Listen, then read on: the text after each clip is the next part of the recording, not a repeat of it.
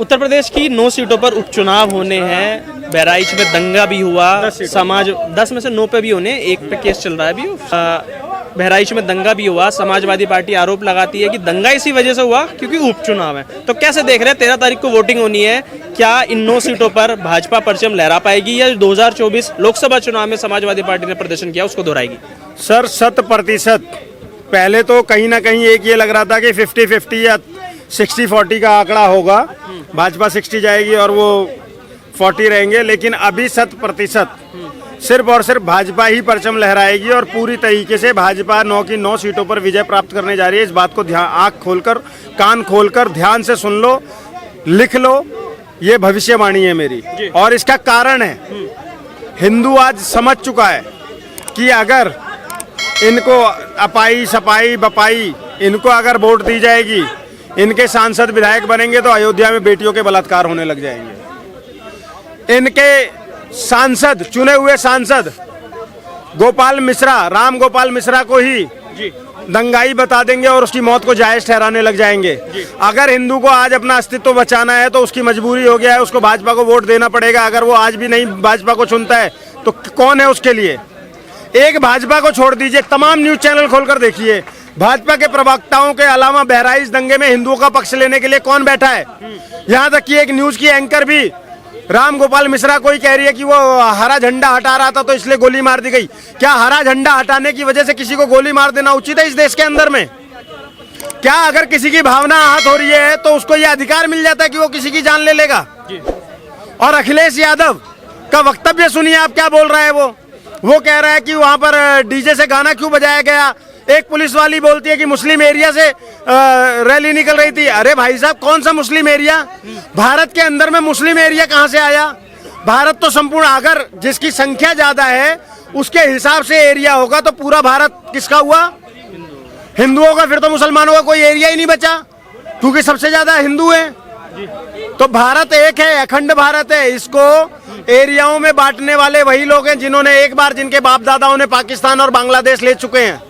आज वो दोबारा से इस कड़ी में जुड़ चुके हैं कि ये मुस्लिम एरिया है। आज क्षेत्र में मुस्लिम ज्यादा है, कल को कहोगे ये मुस्लिम जिला है, परसों कहोगे ये प्रदेश मुस्लिम है और तरसों कह दोगे ये देश मुस्लिम है और फिर से देश बंटवा लोगे। इस साजिश को समझने की जरूरत है। अखिलेश जैसे मौका परस्त नेता को परखने की जरूरत है। हिंदुओं देख लो, आंख कान खोल कर देख लो। आज जब एक राम गोपाल मिश्रा मरा है, उस पर भी अखिलेश यादव तुम्हें दोषी ठहरा रहा है, ये कहते हुए कि वहां डीजे बजाने की क्या जरूरत है। अरे भैया, डीजे क्यों नहीं बजेगा? मूर्ति विसर्जन के लिए जुलूस क्यों नहीं निकलेगा? भारत के अंदर नहीं निकलेगा तो हम अफगानिस्तान जाके निकालेंगे? कहां निकालेंगे? हम भारत में रहते हैं ना। तो इस बार 9 की 9 सीटें, अगर हिंदू ने इस बात को ध्यान में रखकर वोट दिया कि कौन उसका अपना है और कौन पराया है, तो 100% 9 की 9 सीटें भाजपा की झोली में जाएंगी।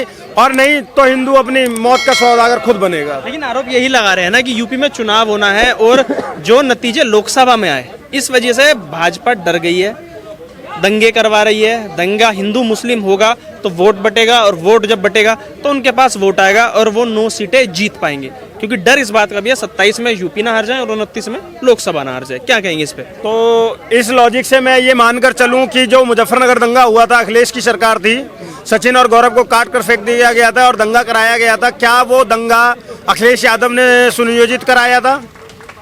मुझे इसका जवाब दे दो। और अगर दंगा भाजपा कराती, मैं बोल रहा हूँ विपक्ष ने दंगा कराया है उनके लॉजिक के अकॉर्डिंग, और उसके तथ्य देता हूँ आपको। अगर दंगा भाजपा कराती, क्योंकि भाजपा को तो मुस्लिम वोट मिलता नहीं है, मुस्लिम वोटर तो तुम्हारे हैं और तुम मुसलमानों को वहां पर सुरक्षित भी करने की कोशिश कर रहे हो। पूरी एक लॉबी लगी हुई है राम गोपाल मिश्रा को गलत साबित करने पर और उस मूर्ति विसर्जन की यात्रा को गलत साबित करने पर पूरी एक लॉबी लगी हुई है। अखिलेश से लेकर अकरम त्यागी से लेकर और चंद्रशेखर रावण से लेकर श्याम मीरा तक, जुबेर से लेकर जैकी यादव तक, सारे के सारे लगे हुए हैं ना। तो इससे क्या, और मृत्यु किसकी हुई है? राम गोपाल मिश्रा की। मरा कौन है? एक सनातनी शेर मरा है। क्यों मारा गया? क्योंकि वो मूर्ति विसर्जन की यात्रा में जा रहा था। और कितनी निर्ममता से मारा गया। उसको खींच कर ले जाते हो, गोलियां मारते हो, उसके नाखून उखाड़ लेते हो, इस बर्बरता से मारा जाता है और उसके बाद तुम उन दंगाइयों का साथ दे रहे हो। इसका मतलब कि दंगाइयों के साथ तो तुम मिले हुए हो। इससे बड़ा और सबूत क्या चाहिए? इसका मतलब ये हुआ, सीधे सीधे ये हुआ कि सपा हरियाणा के चुनाव के नतीजे देखने के बाद और दिल्ली में लोकसभा के नतीजे देखने के बाद में अपनी जमीन तलाशने पर लगी हुई है कि कहीं ऐसा ना हो कि हम गठबंधन ना कर पाए और चुनाव में हार जाएं, इसलिए ये सपा ने दंगा कराया। मैं बोल रहा हूँ, लेकिन आरोप तो आप ये मान लीजिए सर, आरोप तो ये है ना, क्यों गए हो उस इलाके से जब आपको पता है कि आप भगवान श्री राम के गाने बजाएंगे, श्री राम जानकी गाने बजाएंगे और वो संवेदनशील इलाका है, कह रहे हैं संवेदनशील इलाका, मुस्लिम बहुल क्षेत्र और हरे रंग के झंडे से इतना मोहब्बत है, क्यों हाथ लगाया उसको जब कोई सुनी नहीं जाती, सनातनी देख के काट दिया जाता है। सर इसका क्या मतलब है? बेशरम रंग एक गाना आया था और भगवा पहनकर, भगवा बिकनी पहनाकर और उस पे गाया गया बेशरम रंग, तो क्या शाहरुख खान और दीपिका पादुकोण के साथ में उनको कुछ कर दिया जाए? नैतिकता मर गई है क्या लोगों की? क्या उनकी मतलब अगर किसी ने, मैं कह रहा हूँ चलो वो वीडियो आई, हालांकि उस वीडियो की सच्चाई बता देता हूँ आपको। पहले उसी घर से पथराव हुआ, जब उस घर से पथराव हुआ तब गुस्से में एक युवक चढ़ा और उसने ये किया।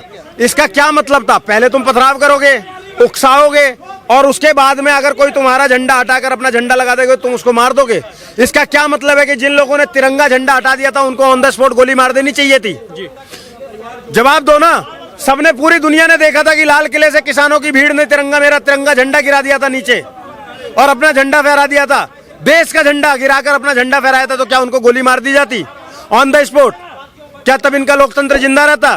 क्या ये आपको ये लाइसेंस मिल गया है कि अगर किसी ने आपकी भावना आहत कर दी, एक तो आपकी भावना पता नहीं कैसे हर बात पे आहत हो जाती है और उस भावना आहत होने पे आप कभी गर्दन काट देते हो, कभी आप गर्दन काट देते हो, कभी आप गोली मार देते हो, 20 गोलियां मारते हो, नाखून नोच लेते हो। इतनी बर्बरता? ये देश संविधान से चलेगा या सरिया से चलेगा? अखिलेश यादव इसको सरिया की तरफ ले जाना चाहता है, लेकिन ये देश संविधान से चलेगा। योगी आदित्यनाथ का प्रदेश है, मैं बता दे रहा हूँ, और सबका इलाज होगा और बहुत अच्छे से होगा। इतना लंबा बांस पिछवाड़े में जाएगा और मुंह से निकलेगा, याद रखना दंगाइयों। अजय, जब से बहराइच की घटना हुई है तब से विपक्ष लगातार चुप है और अखिलेश यादव की समाजवादी पार्टी तो आरोप यही लगा रही है कि दंगे भड़काए गए, क्या जरूरत थी उस पूरे इलाके में जाने की। लेकिन जब मंगेश यादव का एनकाउंटर होता है तो यही अखिलेश यादव जातिगत समीकरण की बात करते हैं, कहते हैं जाति देख के एनकाउंटर किया जा रहा है। लेकिन अब अखिलेश यादव हो और चाहे राहुल गांधी हो, विपक्ष चुप नजर आ रहा है, कह रहे हैं चुनाव है इस वजह से सब कुछ बीजेपी ने किया। देखो यार, ये ना सबसे पहले विपक्ष नहीं, ये गांधी थिंकिंग है। गांधी थिंकिंग शुरू से यही चलती आई है। आप इनके सबसे पूर्वज देख लीजिए, महात्मा गांधी जो बहुत फेमस थे, उन्होंने भी यही किया कि भारत माता की छाती पर चढ़वा के तार चढ़वा दिए, पाकिस्तान दे दिया, इधर इधर बांग्लादेश दे दिया। तो ये गांधी परिवार की जो थिंकिंग है शुरू से ऐसी है कि बांटो, क्योंकि क्यों पता है, इन्होंने शुरू से अंग्रेजों के तलवे चाटे हैं, अंग्रेजों के तलवे चाटे, और इन्हीं को तलवे चाटने के ये कह रहे हैं कि हमें आज़ादी मिली है। आज़ादी तलवे चाटने से नहीं मिली थी, मौत, बलिदान। जो ब्रिटिशर्स है, ऐसा नहीं हुआ कि एक दिन उनको क्वीन का कॉल आया, भाई आ जाओ वापस अब भारत में समझ, नहीं, हमारे क्रांतिकारियों ने बहुत जाने दी है। ठीक है, तो ये गांधी परिवार की जो थिंकिंग है ना, जो अंग्रेजों से ये सीखे तलवे चाट के, कि जितना बांटोगे उतना तुम ताकत में रह पाओगे। पर इनको आप समझ जाना चाहिए, भाजपा आ गई, अब ये नहीं होगा। योगी जी एक करके ही चलेंगे, भारत ही चलेगा, पर भारत कैसे चलेगा वो अब देखेगी। लेकिन वो तो कह रहे हैं, योगी जी कह रहे हैं बटोगे तो कटोगे। एक संवैधानिक पद पे एक मुख्यमंत्री का होना और ऐसे बयान देना कि बटोगे तो कटोगे, तो क्या नजर नहीं आ रहा है कि जिस हिसाब से लोकसभा के नतीजे आए हैं, कहीं ना कहीं बीजेपी डर गई है, डगमगा गई है अखिलेश यादव राहुल गांधी से? नहीं, राहुल गांधी और अखिलेश यादव से कौन डरेगा यार। सबसे पहली बात, 99 सीटें तो मिली थी, वो भी भीख में दी गई है। कि जितना तुमने कन्याकुमारी से लेकर कश्मीर तक पैसा हमारा बर्बाद किया है, टैक्स वाला ही पैसा तो है, और कहाँ से आ रहा है? इधर उधर से फंडिंग आ रही है, और क्या आ रहा है? ठीक है, तो उस पैसा को जितना तुमने बर्बाद किया, ये लो 99 सीट और चुपचाप बैठ जाओ। ठीक है, अब रही बात इसकी कि ये कह रहे हैं कि बीजेपी हमारे सारे दंगे भड़का रही है। आप एक बात बताओ, जो ऑलरेडी पावर में है उसको क्या जरूरत है इसके लिए? बटोगे की कटोगे की जो बात रही है, एक जो इसका असली संशय था, उसका मतलब ये था कि अगर हम एकजुट रहेंगे तो हम तभी ताकतवर रहेंगे। जितना हम बटते जाएंगे तो जो शैतानी तत्व है ना, वो रास्ता ही यही ढूंढते हैं। शुरू से अगर आप देखोगे, हम गुलामी पे क्यों आए? क्योंकि हम दोगले निकले, हम बटते गए। मुसलमान आज से 1,500-2 हजार साल पहले इंडिया में कोई मतलब ही नहीं था। मुगल आए, हमें मुसलमान दे गए, क्रिश्चियन आया, ब्रिटिशर हमें क्रिश्चियन दे गए। इन सबसे बचने के लिए हमें सिखों का तैयार कर दिया गया, सनातनी से निकाल के। तो यही तरीका है, हम जितना बढ़ते गए हम कटते गए। मौत किसी हुई, नुकसान किसका हुआ? भारत का ही होता गया है। तो वही चीज उन्होंने योगी जी ने समझाई है कि भाई एकजुट होकर चलो, तभी देश आगे बढ़ेगा। अभी आप खुद देख लो, राहुल गांधी यूएस चला गया, इधर उधर चला गया, क्यों? क्योंकि उसको बाहर से फंडिंग चाहिए कि यहाँ के लोगों को कमजोर कर सके।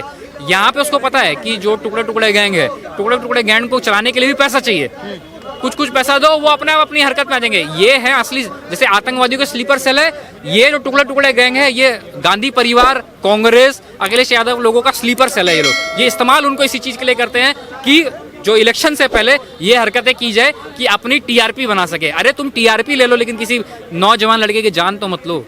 कि जितनी भी तुम्हारी टीआरपी इतनी बड़ी हो गई कि एक माँ से एक बच्चा छीनना पड़ गया, एक बाप से बच्चा छीन, एक बीवी से उसका पति छीनना पड़ गया, 6 महीने पहले उस बेचारी की शादी हुई थी। बताओ, शर्मनाक बातें हैं। और ऊपर से उस पर वो ट्वीट कर रहे हैं। अरे ट्वीट नहीं क्यों कर रहे हो? उस माँ के पास जाओ, उस पर पैर पे गिर जाओ कि माँ अगर वो बेटा नहीं रहा, मैं हूँ। अगर इतनी उनको वो है तकलीफ, बहुत ज्यादा तकलीफ हुई है कि बेटा चला गया, प्रशासन ने कुछ नहीं किया, अरे तो तुम भी तो प्रशासन के हिस्से हो, विपक्ष के हेड तो तुम ही हो यूपी में। तुम क्यों नहीं गए उसके लिए कि माँ माफ कर दो, हमारी तरफ से तुम्हारे लिए गलती हो गई, माफ कर दो, मैं पावर में नहीं होने तो मैं तुम्हारे बेटे को बचा लेता। क्यों नहीं किया? ट्वीट डाल रहे हो क्यों? ट्वीटों में लाइक चाहिए, ट्वीटों में कमेंट चाहिए, इसलिए बिल्कुल शर्मनाक बातें हैं यार, ये सब एकदम बहुत गलत चीज है। आखिरी सवाल मेरा यही होगा कि 24 के चुनाव में लोकसभा में जो एक नैरेटिव चला था, आरक्षण, संविधान, हरियाणा में भी वही चल रहा था, जम्मू कश्मीर में वही चल रहा था, अब 9 सीटें हैं उत्तर प्रदेश में, क्या ये संविधान और आरक्षण का नैरेटिव फिर चलेगा? क्या 9 में से कुछ सीटें विपक्ष जीत पाएगा, या एक तरफा क्लीन स्वीप योगी आदित्यनाथ सरकार, भारतीय जनता पार्टी की सरकार करने वाली है? देखो, मैं तो यही चाहता हूँ कि भाजपा जीते, और जितना अभी दिख रहा है कि जितना अखिलेश यादव अभी 37 सीटें ये लोग जीते हैं, भाजपा वाले और कांग्रेस वाले, तो इन्होंने इतना बुरा हाल कर दिया। आप खुद देखो ना, भाजपा जब बहुमत में थी, एक आपने सुना नहीं होगा कि गंद फैल रहा है, गंद साफ हो रहा है, जरूर सुना होगा कि कहीं गाड़ी पलट गई, कहीं उसको वो गाड़ी से उतरा वो चला गया, ये आपने जरूर सुना होगा। पर ये नहीं सुना होगा कि गैंग वॉर हो गई, जैसे पहले बहुत चलता था, गैंग वॉर हो गई, विकास दुबे गैंग इससे लड़ गया, वो गैंग उससे लड़ गया। अब वो नहीं हो रहा। अब क्या सुनाई पड़ रहा है आपको? पुलिस ने गैंगस्टर को मरवा दिया, गाड़ी चल रही है, गाड़ी पलट, पुलिस की गाड़ी पलट गई। तो मतलब यमराज को भी पता है कि योगी बाबा है तो सब ठीक होगा, सब ठीक होगा, सब ठीक होगा। और देखो, अभी मैं उत्तर प्रदेश के हर इंसान से यही बोलना चाहूंगा, 9 सीटों में वो 37 सीट वाली गलती मत करना, अगर अपने घर को बचाना है तो। क्योंकि हम तो बेचारे वही रह गए, धनतेरस के दिन कभी वो थाली ले रहे हैं, कभी चम्मच ले रहे हैं, पर उनको नहीं पता कहीं और पित्तल भर रहा है, कहीं और लोहे बल रहा है, कहीं और उसको तीखा करने की मशीन खरीदी जा रही है। समझो, और देश को बचाओ, घर को बचाओ, उत्तर प्रदेश को सबसे पहले बचाओ, ताकि तुम भी बच सको।